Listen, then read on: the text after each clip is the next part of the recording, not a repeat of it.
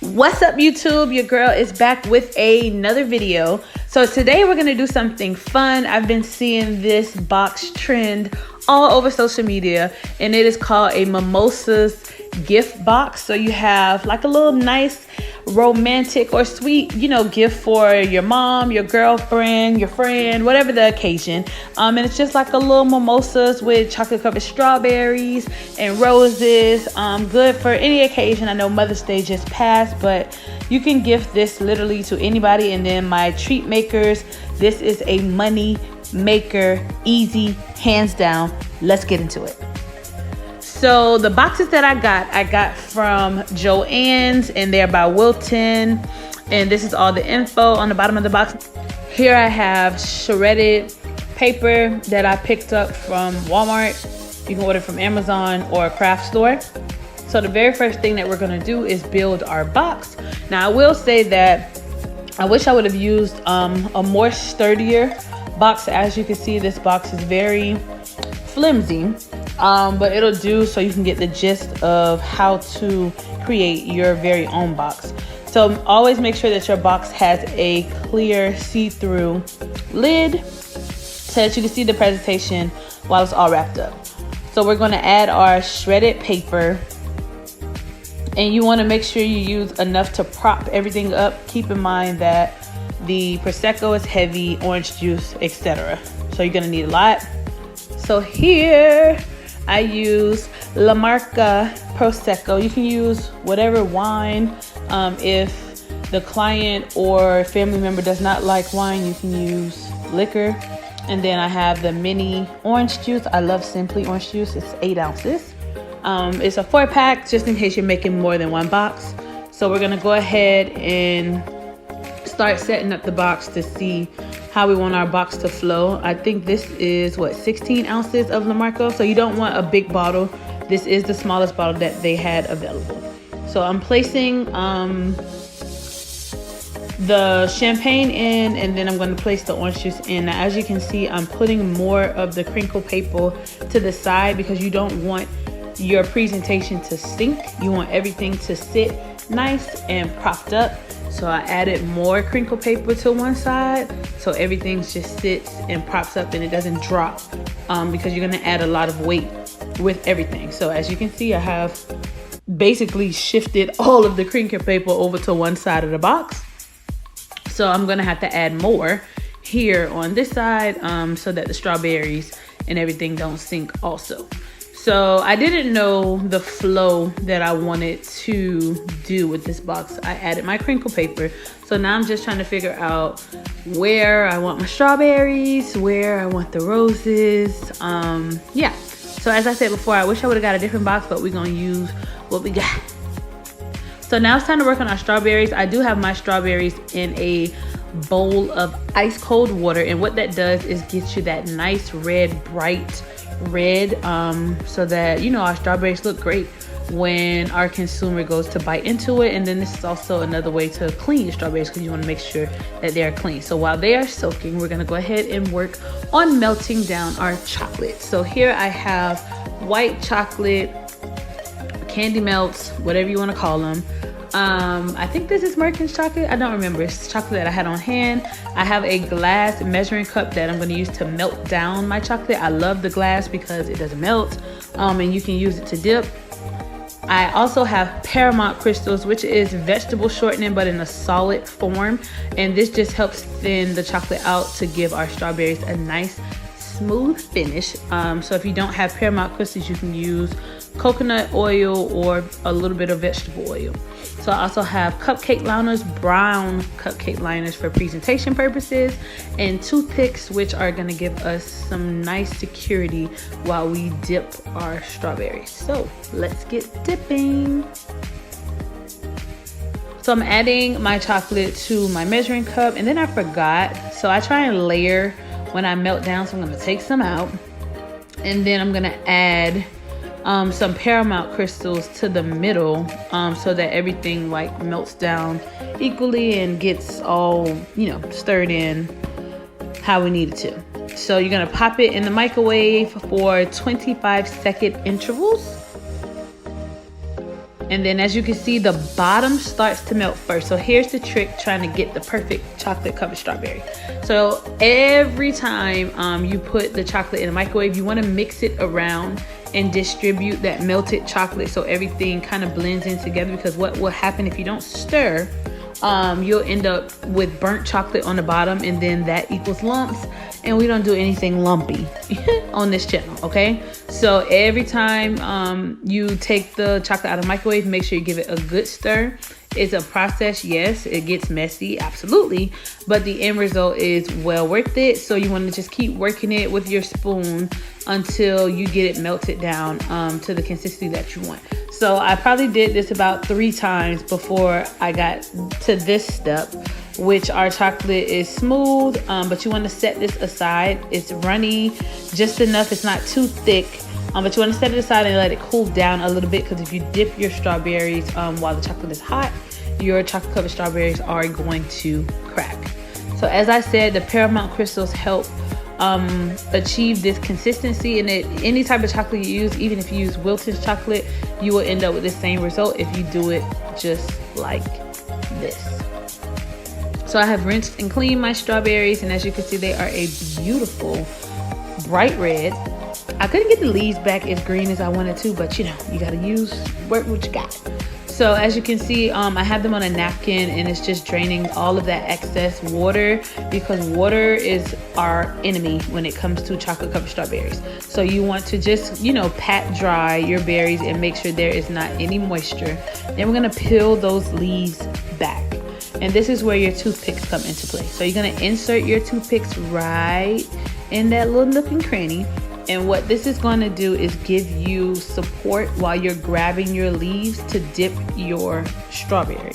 So the leaves are not breaking off, breaking into your chocolate, nor are the leaves getting dipped in, because you don't want dirty leaves. So it just gives you stability while you're dipping. So I'm going to go ahead and finish pat drying all of my strawberries, and I'm going to insert each strawberry with 2 toothpicks so that I have plenty of support while dipping.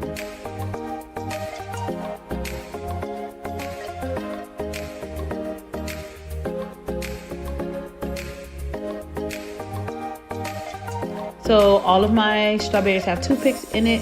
My chocolate has cooled down enough so that it's not scorching hot. It's the perfect temperature so that we can go ahead and start dipping. So as I mentioned earlier, we want a nice clean finish, so you're gonna gather all of your leaves just like so. You don't want any leaves sticking out. And then you're gonna go ahead and start dipping. Now before you dip, you wanna give it a shake and kind of tap out those air bubbles. And then you wanna dip as much of the strawberry as you can. We aim not to have any red showing, but you know, we're not perfect. So as you can see, my shadow, my hand is hitting my arm to help, you know, that excess chocolate drip off, because you don't want pools at the bottom of your chocolate covered strawberries. Presentation is everything, so you want to drain as much excess chocolate as you can off. I even turn it upside down to get rid of any of those wrinkles, and you'll see it smooth itself out. Boom. Now we're on to the next. So you're going to repeat this process, never forgetting to gather your leaves first. Give your chocolate a tight, you know, like a light little tap, so that you try and avoid air bubbles, and then you want to drain off all of that excess chocolate.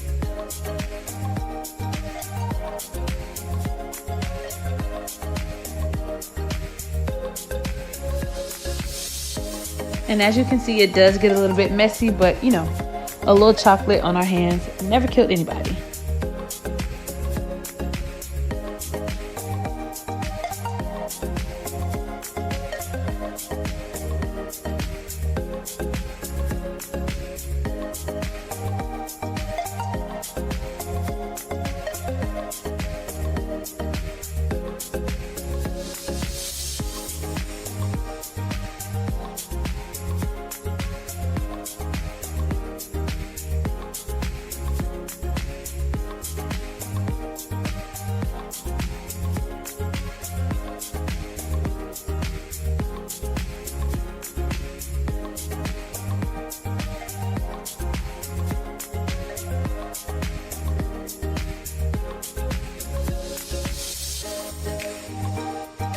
So I have finished dipping all of my berries, and as you can see, they are nice and smooth, and they dry pretty quickly. You can tell they're dry when they're like a matte instead of like super shiny like the one in the front left.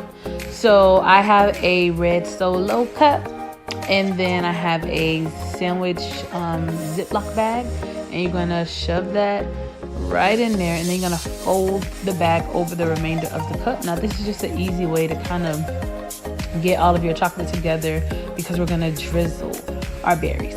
So the remaining chocolate that you have from dipping, you're gonna go ahead and pour it into the cup, and then be careful lifting it out, because you do want one side of the bag clean, just like so. See, all of my chocolate is resting on one side.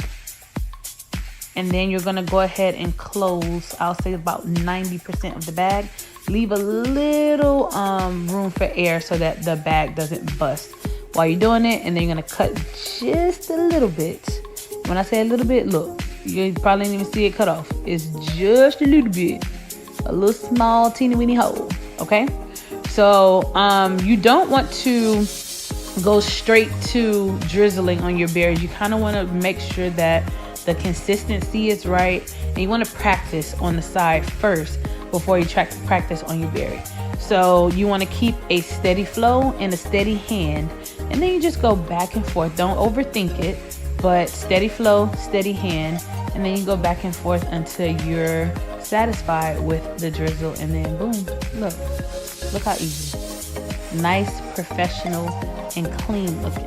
So as you can see, it's always a little bit of room left to just kind of put the next berry back where you had the first one without ruining anything. So you're just gonna drizzle, and you can or cannot do this step. It's completely up to you, but I do think that the drizzle on the strawberry kind of gives it that professional, professional look to it. But if you're doing this in different colors, or if you want to use sand and sugar instead of drizzling, that's fine too. It's your Mimosa box. You do it how you see fit, or how the client asks you to, honestly.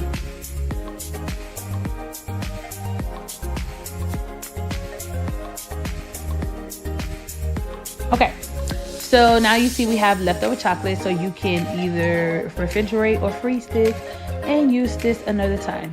Free game. Look how beautiful our strawberries turned out, right? Who said that home treat makers cannot be on point? Okay, this is so simple. It was so easy, right? And this is how you get the perfect berry. As you can see, they dried almost immediately, and we are ready to assemble the rest of our box. Guys, look how good these look. So here I have some white roses. As you can see, I'm kind of going with the white and brown themed, box. So it's just a regular dozen of roses that I kind of cut down to stand up in the box. I have a wet paper towel that I'm going to wrap around the bottom of my roses so that they retain moisture and they don't die, because the last thing you want your flowers to do is die inside of these boxes. So I'm gonna take a trick that I learned while making cakes, and I am going to use Saran Wrap and floral tape to make sure that our flowers are retaining its moisture. So you're gonna take some Saran Wrap, and this also prevents cross-contamination. Let's get into it. Take some Saran Wrap, wrap it around the base of your flower, and then you're gonna take the floral tape and also wrap that over the Saran Wrap, and that way that seals in the moisture that you need so that your flowers don't die, because we don't want our flowers to die. So I did double wrap the tape just to make sure that none of the water seeped out, because the last thing you need is the water seeping out to the bottom of the box and just ruining your overall presentation. So I did that with all of my flowers, and then we are going to go ahead and assemble the box. I also put my strawberries in the cupcake liners. So I have my Prosecco. I'm going to add back in my orange juice, and then I started with the flowers because I know I need to fill in that little gap at the top. And then we're going to go ahead and place our berries into the side. So what I did notice was that when I was putting it in, my berries started like dropping. So I am going to eventually go back in and add a little bit of more shredded paper so that everything is propped up. And then this is the stage where you kind of, you know, wing it and do what's best for your liking and what's best for your presentation. So I just added roses in the spaces that I had left. And again, I didn't really care for this box in the end, but it came together. It was still cute. So you can choose another box if you like, but you need to add some more shredded paper to the bottom to make sure that everything is not sinking down. So as you can see, I'm like, let me move this here, more paper here, and then it sits up very, very, very nicely, like boom, and everything is flush. So that is how I assembled my mimosa box. Again, this is a perfect gift. Mother's Day, Valentine's Day, just random, you know, appreciation gifts if you want to add this to your inventory, or if you just want to make it for someone near and dear to you. So I want to thank you guys for tuning into another video. Thank you to all my old subscribers. You know, I love you guys. My new subscribers, welcome to the channel. You will learn, and we're gonna get to making these coins while having fun. Okay, thank you guys for tuning in. I will see you on the next one. Bye.